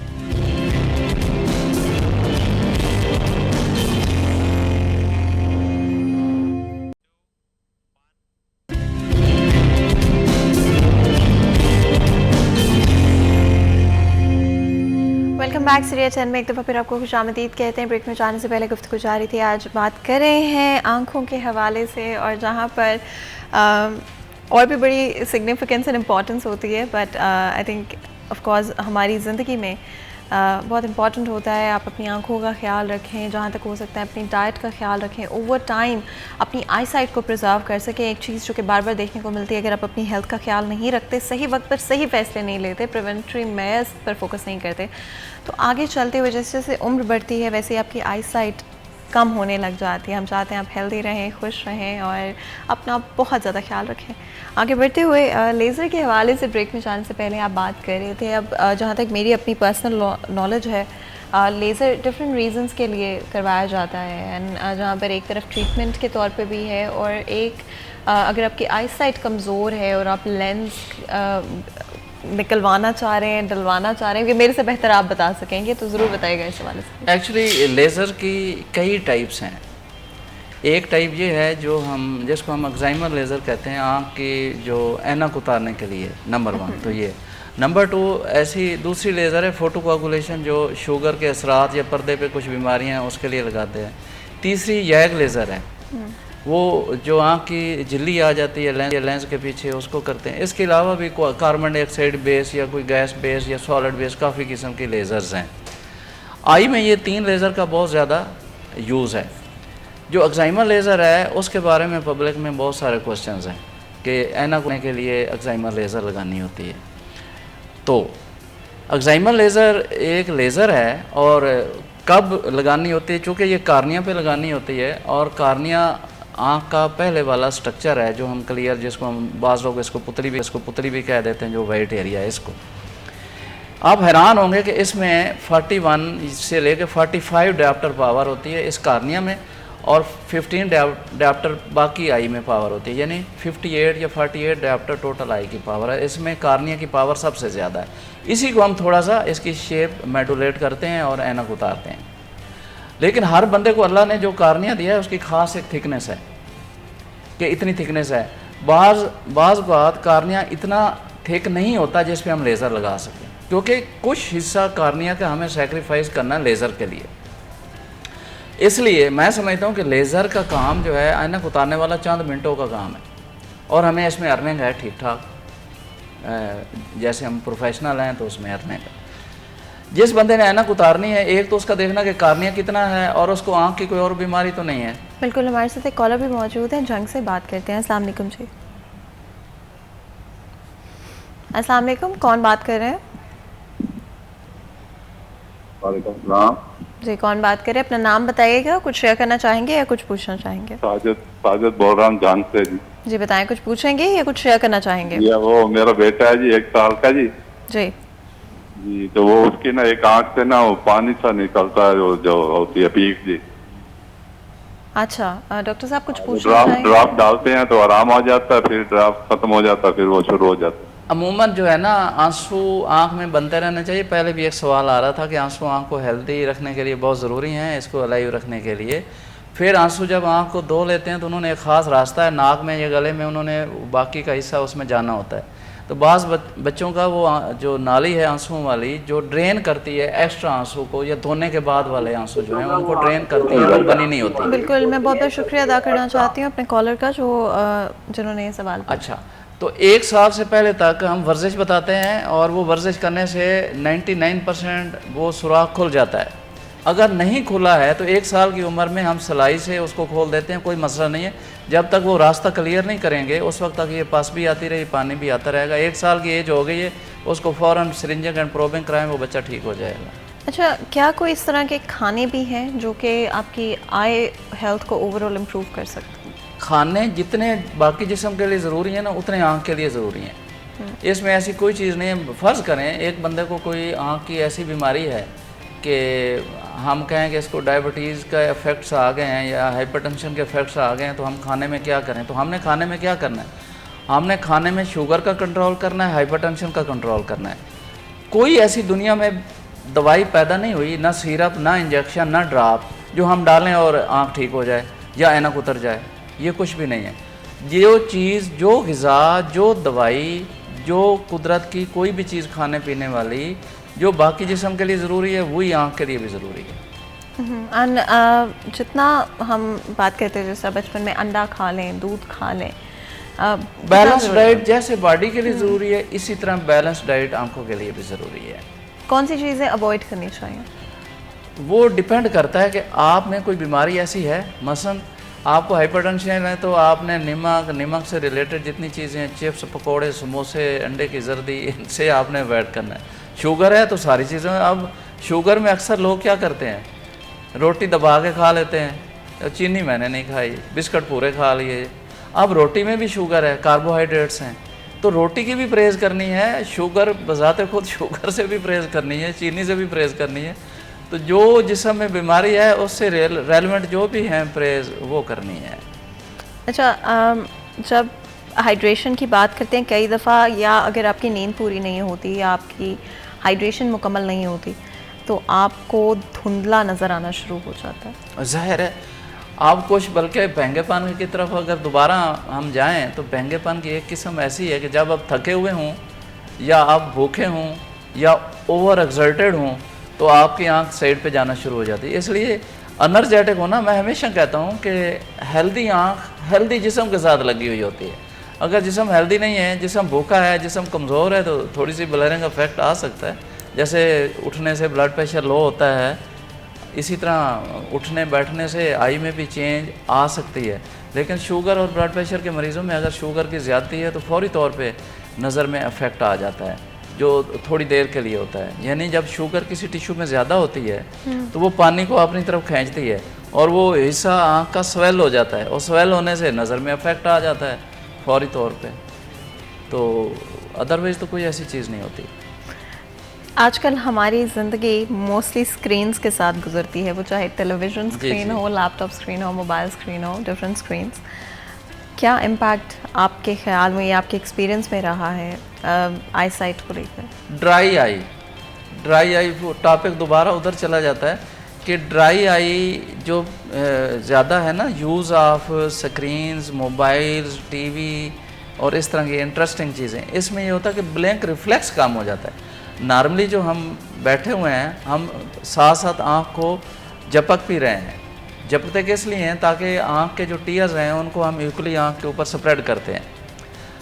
तो क्या होता है, जब हम बहुत इंटेंशन से चीज़ों को देख रहे होते हैं तो ये ब्लैंक रिफ्लेक्स कम हो जाता है, तो इसलिए ड्राईनेस का एहसास होता है। तो हम ऐसे पेशेंट को जिनका स्क्रीन का यूज़ ज़्यादा हो तो हम उनको सप्लीमेंट टीयर्स दे देते हैं कि आप ये डाल लिया करें। दूसरा जो है नियर विजन का या इनडोर एक्टिविटी का ज़्यादा होना, दुनिया में कुछ स्टडीज़ ऐसी हुई हैं कि बच्चों में, जो बच्चे आजकल आ रहे हैं, चूँकि वो क्लोज सिस्टम में पढ़ते हैं, स्कूल छोटे हो गए हैं, इनडोर एक्टिविटी ज़्यादा हो गई है, मोबाइल टेलीफोन और टीवी के जो है ना टाइम ज़्यादा हो गया है, तो इसमें बच्चे का मायोपिया बच्चों में ज़्यादा आ गया है। यानी आप पिछले 10 साल में एक क्लास में आप स्टडी करें तो फ़र्ज़ करें 10 बच्चों को ग्लासेस लगे हुए थे, आप उसी क्लास में जाएं, उतने नंबर के पेशेंट बैठे हुए हैं, बच्चे बैठे हुए हैं, तो उसमें 50% बच्चों को ग्लासेस लगे हुए हैं। अच्छा, इसमें हमारी एजुकेशन सिस्टम का कितना किरदार है? यूजुअली बहुत ज़्यादा दूर वाइट बोर्ड्स लगे होते हैं, ब्लैक बोर्ड्स बहुत क्लास के आगे लगे होते हैं, आंखों पे काफ़ी बर्डन आपको पड़ता है, सर्टन एंगलिंग गलत होती है, बच्चे को पीछे बिठा देते हैं जिसकी आंखें कमज़ोर ऑलरेडी हों। कितना इसका रोल होता है? टीचर का बहुत ज़्यादा रोल है। मैंने अक्सर देखा है कि कुछ बच्चे ऐसे आते हैं कि टीचर ने कहा था कि आप अपनी आंखें चेक कराएं।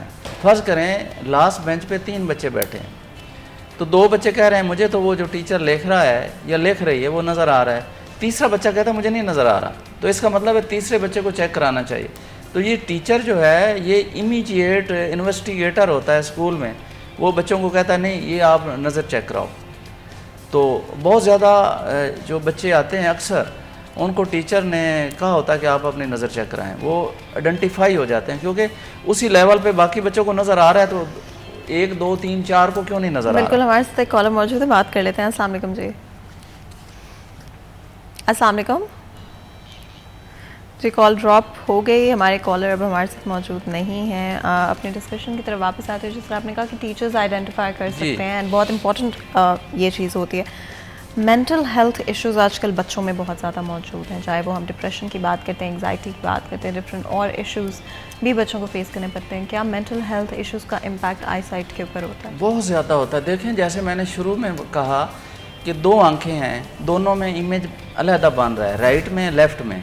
ये दोनों इमेज जो हैं दिमाग ने इनको यूनाइट करके एक दिखाना है, वरना सामने जो एक बंदा बैठा है, अगर मैं दोनों आंखें मुख्तलिफ हूँ तो मुझे 2 बंदे नज़र आने चाहिए, लेकिन दिमाग ने उनको एक कर दिया है। तो इसलिए दिमाग, बल्कि आई जो है इसकी जो एम्ब्रियोलॉजी है, ये जो डेरिवेटिव है, ये दिमाग का एक हिस्सा है।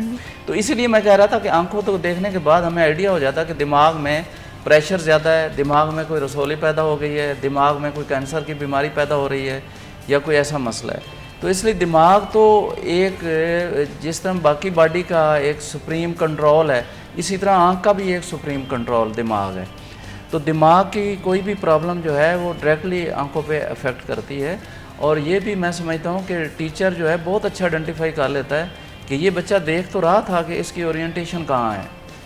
तो जो पब्लिक के इश्यूज़ हैं, और जितना ज़्यादा आजकल अवेयरनेस ज़्यादा हो गई है, इसी तरह बच्चों में मेंटल चेंज और मेंटल हेल्थ के इशू भी ज़्यादा आ रहे हैं। जिस तरह मैंने कहा कि बच्चों में पिछले 10 साल की निस्बत आजकल ग्लासेस या मायोपिया ज़्यादा है।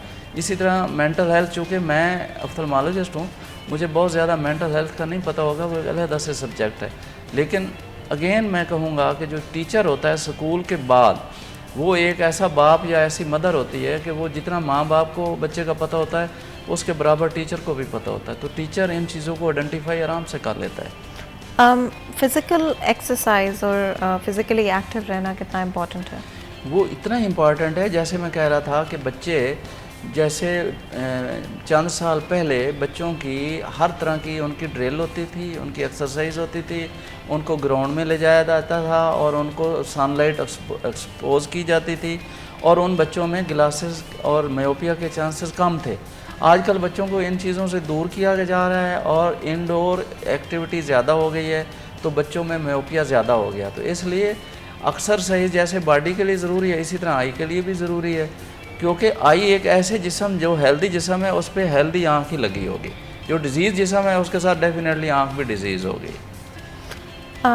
गर्मी की शिद्दत बढ़ती जा रही है, वेदर पैटर्न्स बड़े इरेटिक हो गए हैं, कोई पता नहीं चलता कब मौसम तब्दील हो जाएगा। गर्मी है तो बहुत ज़्यादा गर्मी है, सर्दी है तो बहुत ज़्यादा सर्दी है। क्या इम्पैक्ट इसका होता है हमारी ओवरऑल आई हेल्थ के?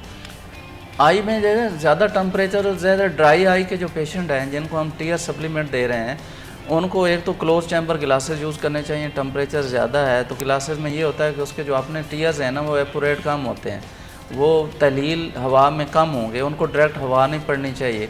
इसी तरह जो ड्राई आई के पेशेंट हैं, उनको अगेंस्ट द वेंट ज़ोर से चलना नहीं चाहिए और बाइक नहीं चलानी चाहिए। अगर बाइक चलानी तो हेलमेट तो है ही है, उसके साथ क्लोज चैम्बर ग्लासेस भी होने चाहिए।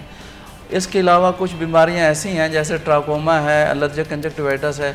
एलर्जी की, आँख की एलर्जी की कई किस्में हैं, कोई किसी खास मौसम में होती है, कोई किसी खास मौसम में बिल्कुल। होती है। इससे पहले कि मज़ीद गुफ्तगू करें, एक ब्रेक ले लेते हैं। कहीं में जाएगा हमारे साथ।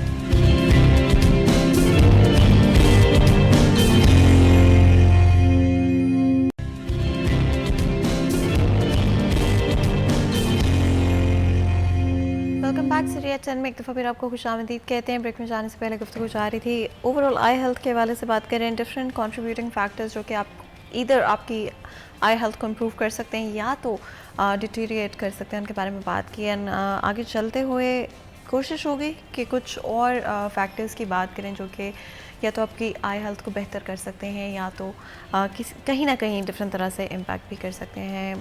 गर्मी की शिद्दत की मैं बात करती, डायरेक्ट सनलाइट में जो लोग ज़्यादा वक्त गुजारते हैं, वो किस तरह से अपनी आंखों को प्रोटेक्ट कर सकते हैं? वो मैं समझता हूँ कि जिस बंदे को ग्लासेस लगे हैं नज़र के, उसको ग्लासेस लगाने चाहिए। अगर मुझे ग्लासेस के एडवांटेज पे कई मिनट बोलना पड़े तो मैं बोल सकता हूँ कि ग्लासेस आपको डस्ट से बचाते हैं, आने वाले इंसेक्ट से बचाते हैं, और जो डायरेक्ट लाइट है उससे बचाते हैं, और माइक्रो ऑर्गेनिज्म से बचाते हैं। तो कितने सारे फ़ायदे हैं। तो इसलिए अगर एक बंदे को ऐनक लगी है, वो तो लगी है नंबर वाली। अगर नहीं लगी तो सन ग्लासेस यूज़ करने चाहिए। को डायरेक्ट जो है सन लाइट या कोई भी इस तरह की जो है ना डेंजर्स, वो ठीक नहीं है। इसीलिए हमने देखा है कि जो मोस्ट सनी एरियाज़ हैं, डस्टी एरियाज़ हैं, उसमें आँख की कुछ बीमारियाँ ज़्यादा कॉमन हैं उन लोगों में। तो वो सन ग्लासेस किसी हद तक इस चीज़ से हमें बचाते हैं। लेकिन बिल्कुल अवॉइड करना कि मैंने बाहर निकलना ही नहीं है, मैंने बस अंदर ही रहना है, तो वो भी नुकसानदेह है, उसमें मायोपिया इंड्यूस होता है। आप हैरान होंगे कि कार्निया की कुछ बीमारियां ऐसी हैं जिनमें हम अल्ट्रावायलेट, ये सूरज की लाइट मोस्टली अल्ट्रावायलेट होती है, तो इस अल्ट्रावायलेट लाइट में हमने एक डिवाइस बनाई है। वो डिवाइस जो हम लगाते हैं बाकायदा आँख पे, कि आँख का अगर कार्निया कमज़ोर हो गया तो हम अल्ट्रावायलेट लाइट उसको या ये लेज़र उसको एक्सपोज करते हैं। तो इसलिए किसी चीज़ से 100% अवॉइड नहीं करना और किसी चीज़ को 100% अडेप्ट भी नहीं करना। अच्छा, अगर खुदा न खास्ता फॉर एनी रीजंस आपकी आई लैशेस में कई दफ़ा होता है, डिफरेंट तरह के इश्यूज हो जाते हैं, आई लैश कितना इंपॉर्टेंट रोल प्ले करती है हमारी आंखों को प्रोटेक्ट? बहुत ज़्यादा। देखें ना, जो हेयर्स हैं ये नॉर्मली अप जाते हैं, आँख से दूर हैं। तो एक तो ये आँख की ब्यूटिफिकेशन के लिए ज़रूरी है, तो लेडीज़ को इसका तो बहुत ज़्यादा पता है। दूसरा, जब ये कोई चीज़ सामने आ रही होती है, डस्ट, किसी हद तक ये डस्ट को भी रोकते हैं। आपने कहा, आप देखोगे डस्ट एरियाज में हम गए हुए हैं तो जो लैशेज़ के ऊपर डस्ट लगी होती है और आँख टीयर्स उसको धो लेते हैं और लैशेज़ हम बाद में साफ कर लेते हैं। बिल्कुल, हमारे साथ कॉलर अगर ये मौजूद है। मिस डायरेक्शन हो जाए, यानी इस तरह ऊपर को हैं, ये नीचे आ जाए तो क्या करेंगे? ये वही करेंगे ड्राई वाइपर वाला। तो ये आँख पे ऊपर कार्निया के ऊपर लगते रहेंगे। आपने ब्लैंक तो करना है। ब्लैंक कितना होता है? 20 के करीब है। 1 मिनट में बंदा 20 टाइम अपनी आँख बंद करता है। बिल्कुल, टीयर्स हमारे को साथ एक spread- कॉलर मौजूद है, बात कर लेते हैं। अस्सलाम वालेकुम जी, कौन बात कर रहे हैं और कहाँ से बात कर रहे हैं? एक दफ़ा फिर मैं पूछ लेती हूँ, कौन बात कर रहे हैं और कहाँ से बात कर रहे हैं?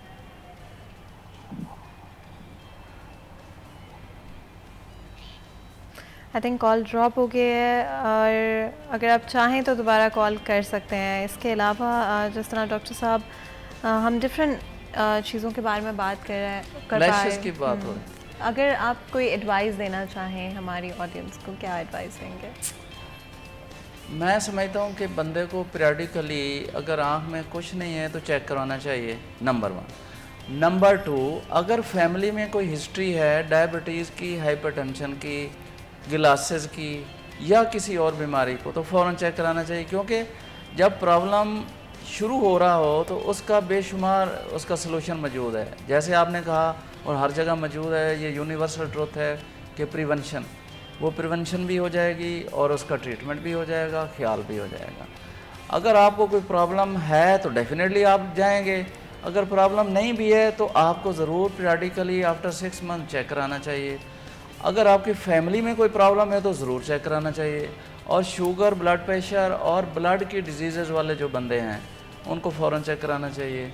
नेक्स्ट मेरी एडवाइस ये है कि अगर आँख में कोई प्रॉब्लम हो गई है तो सेल्फ मेडिकेशन कभी नहीं करनी चाहिए। मसलन कुछ चीज़ें ऐसी हैं बाज़ार में, ड्रॉप्स ऐसे हैं कि जो आँख की काफ़ी बीमारियों के लिए बड़े अच्छे ड्रॉप हैं, लेकिन वही ड्रॉप अगर डाल लिए तो उसमें कुछ बीमारियां ऐसी हो जाती हैं कि आँख ज़ाय भी हो सकती है। तो अपनी सेल्फ मेडिकेशन बिल्कुल नहीं करनी। अगर फैमिली हिस्ट्री है तो ज़रूर चेक कराना है, अगर फैमिली हिस्ट्री नहीं है तो पीरियडिकली चेक कराना है और बैलेंस डाइट लेनी है। अच्छा, बहुत सारे लोग जो खाने आजकल हम खाते हैं, जो कि प्रोसेस्ड मील्स की अगर हम बात कर लेते हैं, मतलब कोई भी चीज़ 100% आज आपको नहीं मिलती है, कहीं ना कहीं उसमें कुछ ना कुछ ऐड किया जाता है, प्रिजर्वेटिव्स, एडिटिव्स। हमारे साथ एक कॉलर मौजूद है, पहले उनसे बात कर लेते हैं। अस्सलाम वालेकुम जी, कौन बात कर रहे हैं और कहाँ से बात कर रहे हैं? हेलो जी, कौन बात कर रही है, कहाँ से बात कर रही हैं? मैं अजीज फातिमा झंग से बात कर रही हूँ। जी बिल्कुल, मेरा नाम अजीज जी, फातिमा है, मैं झंग से बात कर रही हूँ। ठीक है जी, कुछ पूछेंगी या कुछ शेयर करेंगी?